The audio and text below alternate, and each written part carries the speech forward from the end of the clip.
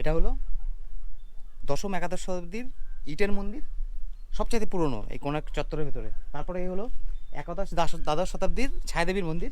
তারপরে ওটা হলো দ্বাদশ ত্রয়োদশের সূর্য মন্দির।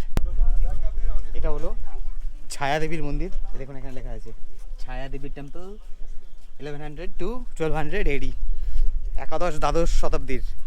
তার মানে 1000 বছরের এটা, ওটা তার 100 বছর পরে। ওই যে দেখা যাচ্ছে ব্রিক্স টেম্পল, এটা হলো সবচাইতে পুরনো। তো এই হলো কোণার্ক কমপ্লেক্স। এর মধ্যে সবচাইতে প্রাচীন মন্দির হলো ওই ইটের মন্দিরটি। তো আমরা এখন ওখানে যাচ্ছি।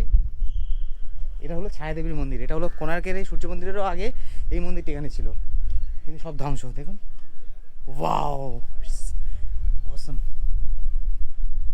চলুন আমরা ইটের মন্দিরটি দেখি, দারুণ। এই স্ট্রাকচার দেখেই বোঝা যাচ্ছে যে মন্দিরটি কত প্রাচীন।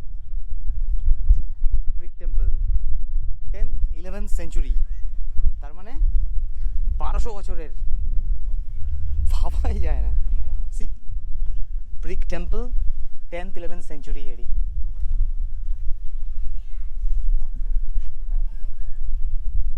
দারুণ দারুণ দারুণ।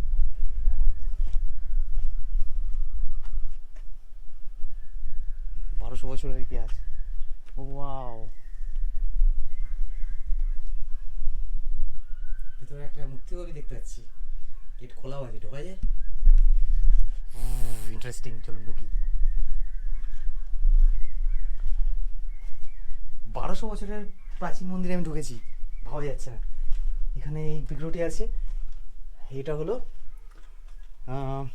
ডোর জ্যাম্প, এটাকে বলে ললাট বিম্ব। এটা হচ্ছে দ্বারপাল, আর ভেতরে এই বিগ্রহটি রয়েছে। আমি বুঝতে পারছি না এটা কোন বিগ্রহ।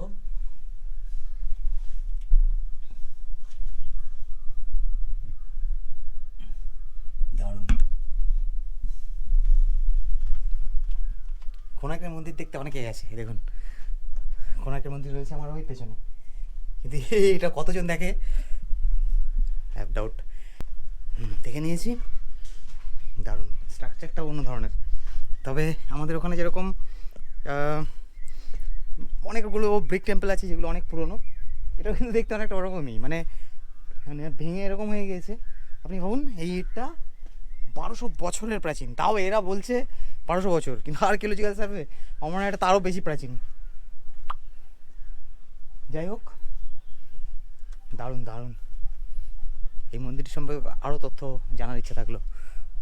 পাশের এলাকাটা দেখুন, বট গাছ, দেখেই মনে হচ্ছে একটা সেই প্রাচীন জায়গায় চলে এসেছি। আর এখান থেকে মনে হচ্ছে না যে আমি কোণার্কের সান টেম্পলে আছি, মনে হচ্ছে না অন্য কোথাও আছি। দারুণ, এখান থেকে দেখলে